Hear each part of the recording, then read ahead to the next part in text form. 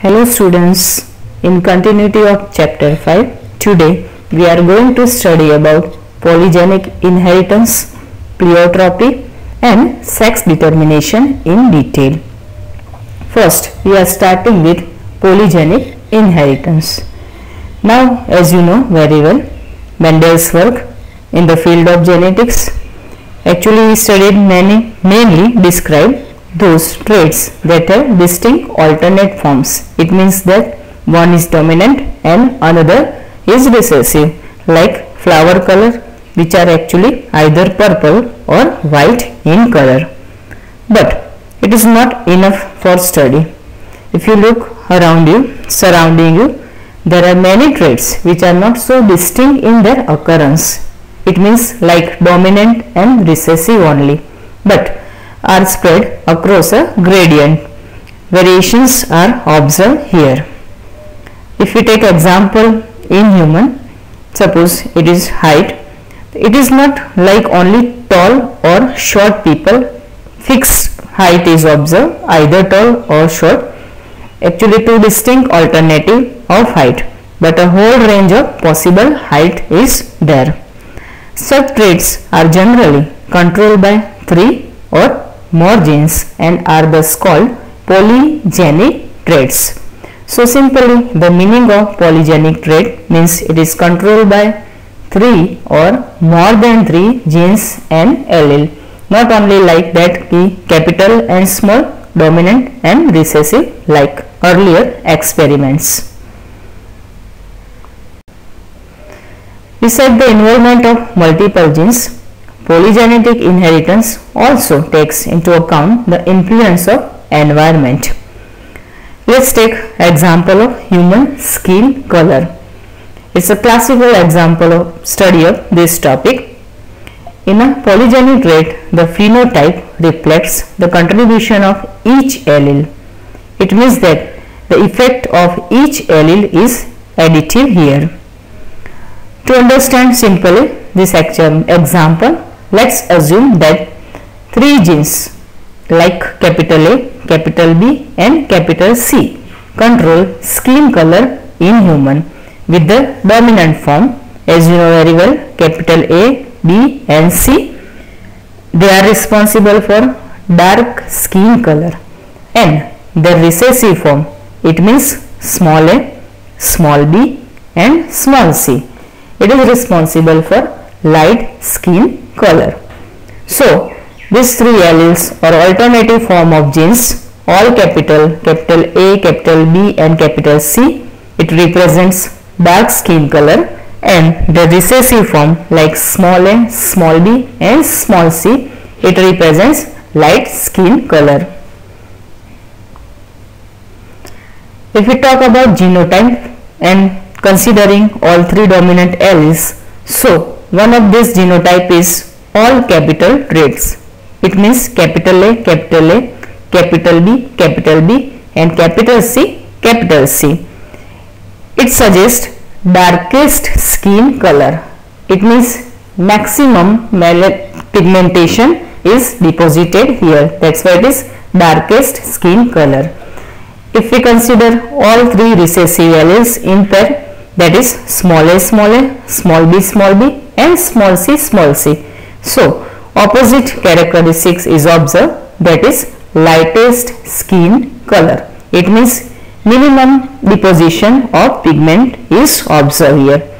So all 3 dominant, their pair is responsible for darkest skin color, and all recessive traits, it is responsible for lightest skin color in human.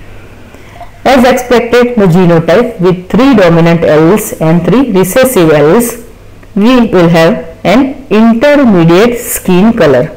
So not darkest or lightest, but it is in between, intermediate skin color. In this manner, the number of each type of alleles in the genotype would determine the darkness or lightness of the skin in an individual. So this way, in human being, skin color is a classical example of study polygenic inheritance.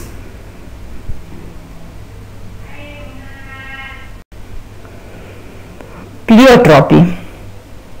Now you know very well about this multiple alleles gene, their effect, dominant, recessive. We have seen that the effect of a gene on a single phenotype or trait. There are, however, instances where a single gene can exhibit multiple phenotypic expression. It means that only single gene cannot control only one character, but it is a multiple phenotypic expression also. And this type of gene is actually known as pleiotropic gene. The underlying mechanism of pleiotropy in most cases is the effect of a gene on metabolic pathways which contribute towards different phenotypes. So, mostly this type of mechanism is concerned with metabolic activities. One of this example is the disease known as phenylketonuria, which occur in humans. This disease actually caused by mutation in the gene that codes for the enzyme phenylalanine hydroxylase. It's a single gene mutation. This manifests itself through phenotypic expression characterized by mental retardation and a reduction in hair and skin pigmentation. So this mechanism is known as pleiotropy.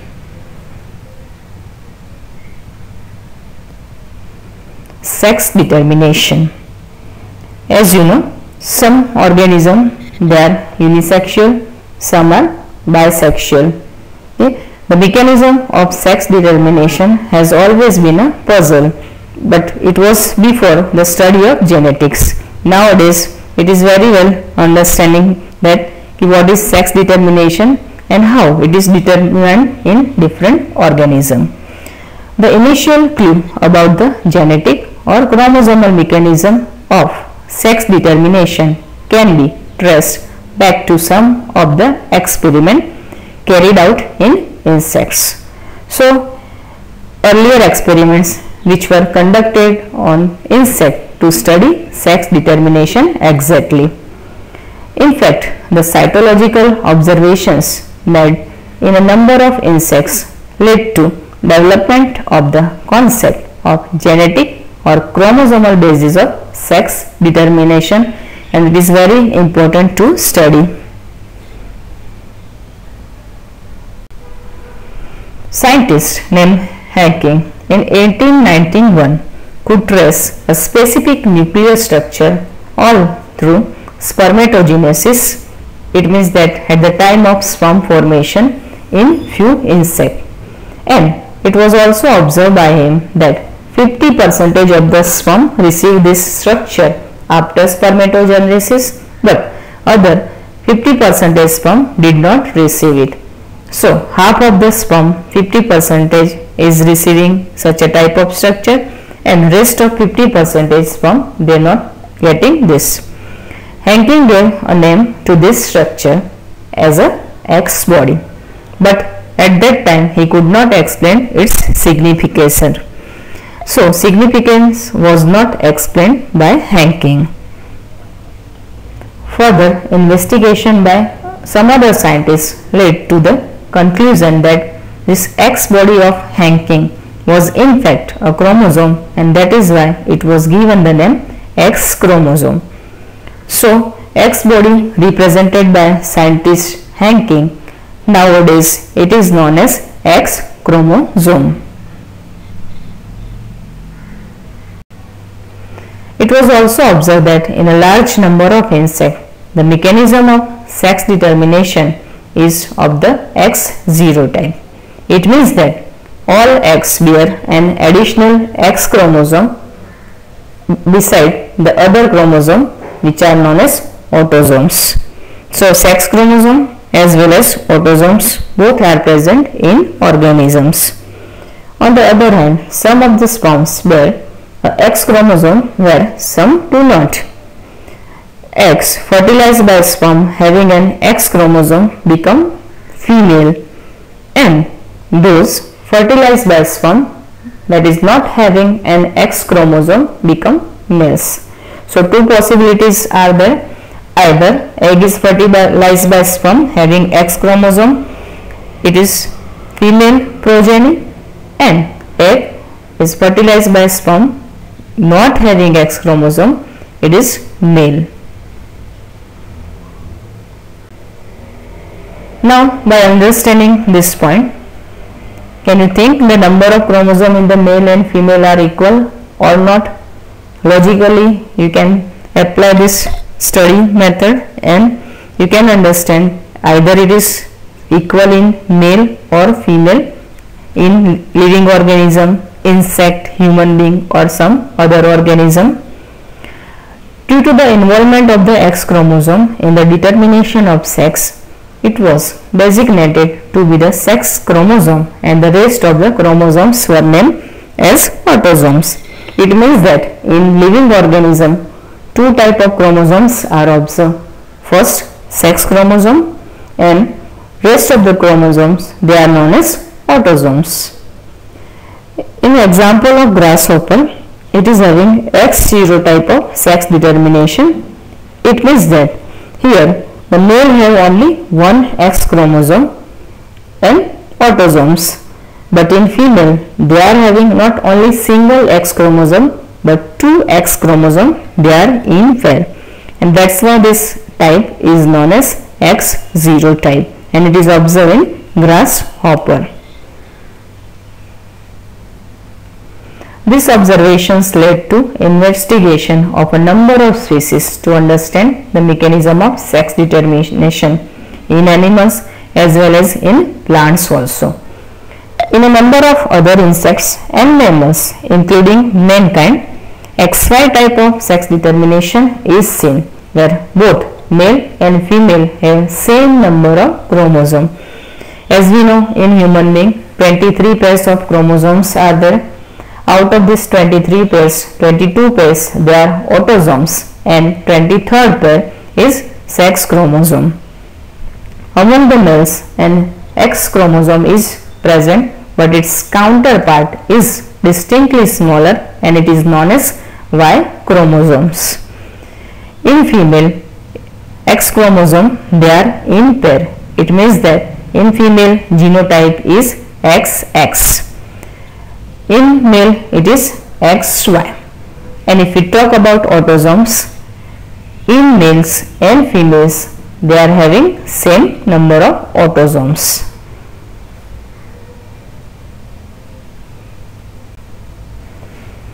Males are having XY sex chromosome plus autosomes, and female they are having XX sex chromosome plus autosomes.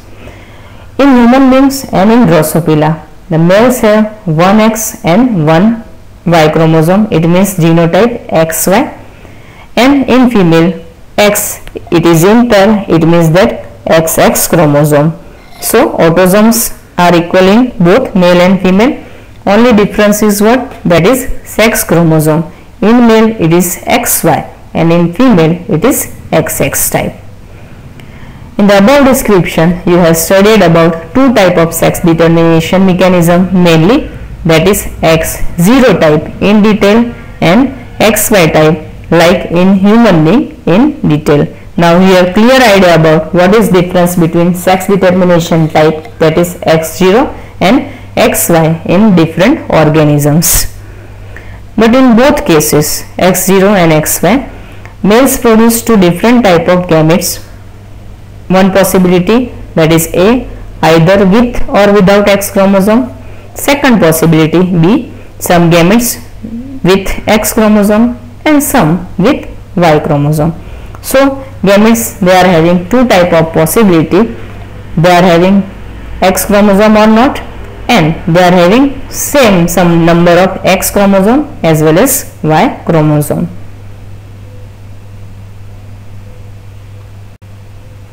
This type of sex determination mechanism is designated to the example of male heterogamety. Heterogamety means different type of gametes, that's why heterogamety. In some other organisms like birds, a different mechanism of sex determination is observed. In this case, the total number of chromosomes is same in both males and female. It is something different than X0 and XY type. But two different type of gametes in terms of the sex chromosomes are produced by females. It means that here female heterogamety is observed.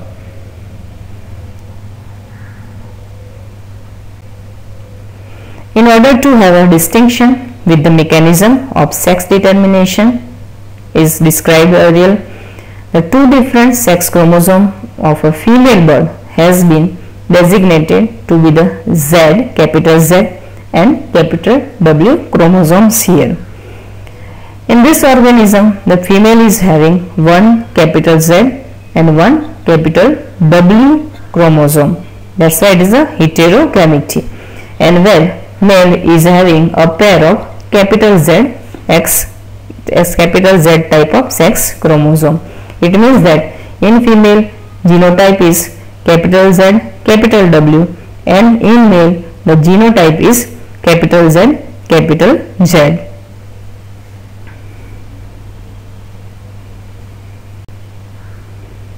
Now let's understand the sex determination in various living organisms by studying this figure.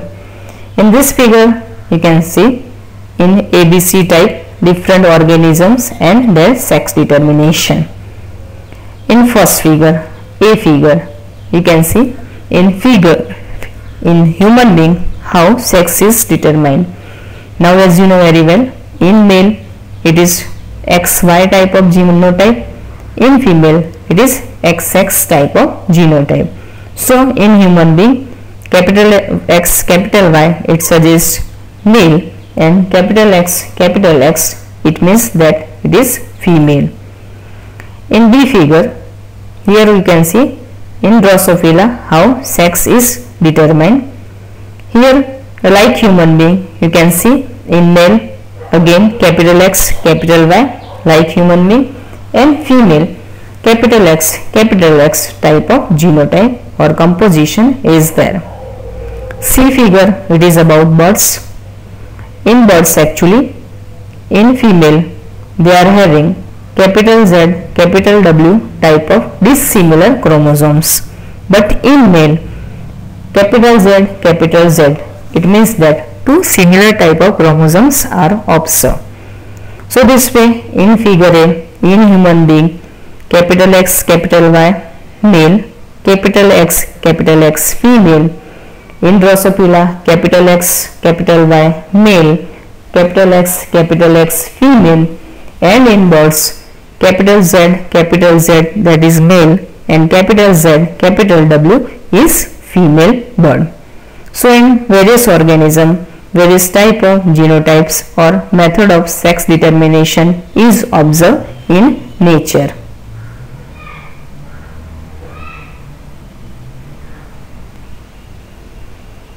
Sex determination in human. How sex is determined in human? Now basic concept, you know it very well. It has already mentioned that sex is determining mechanism. In case human it is XY type.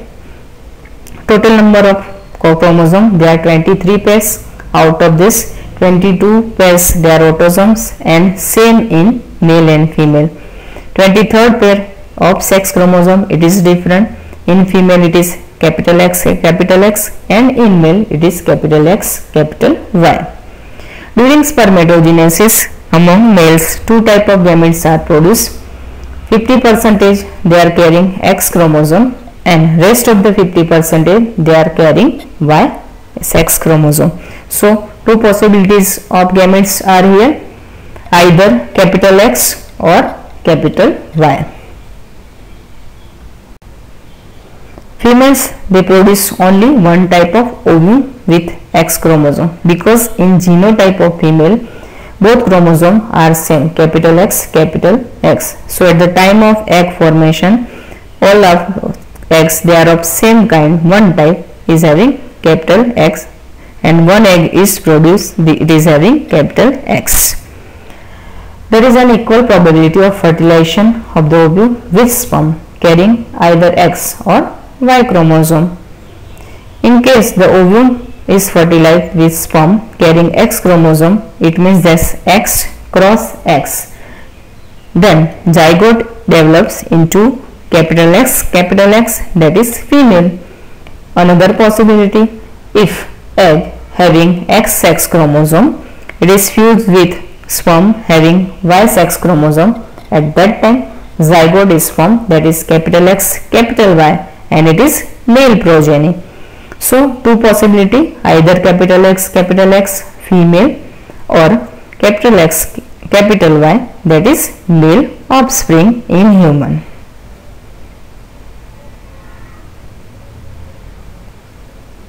Thus, it is evident that it is the genetic makeup of the pregnancy. There is always 50% probability of either a male or a female child.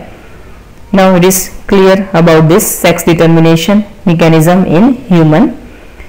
It is unfortunate that in our society actually women are blamed for producing female children and have been ostracized and ill-treated because of this false notion. But actually it is not like that. For sex determination, either male or female or a baby child, either girl or boy, it is always responsible gamete produced by male, either X or Y sperm. Sex determination in honeybee. Actually, it is based on the number of sets of chromosome an individual receives. An offspring formed from the union of sperm and egg develop as a female, that is queen or worker, and an unfertilized egg develop as a male, that is drawn in honeybee by means of parthenogenesis. This term is important here, parthenogenesis. It means that without stimulation of fertilization, zygote is formed, and in this way in honeybee egg can develop as a male and it is always drawn. This means that the males have half the number of chromosome than that of a female always.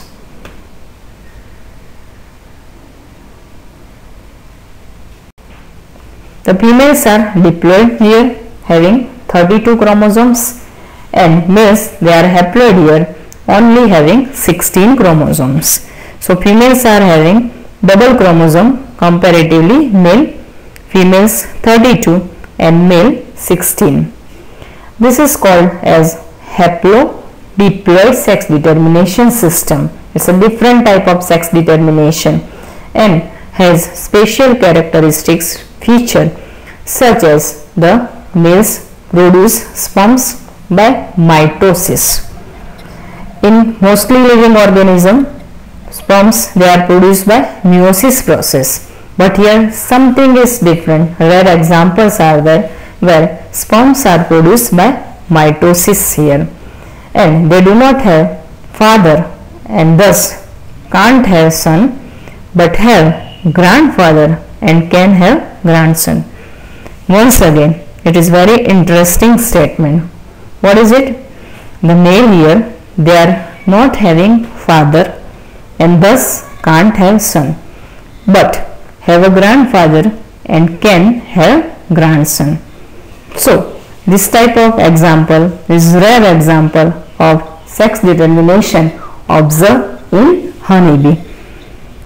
So in different living organisms, in plants and animals, the sex is determination by different type of methods.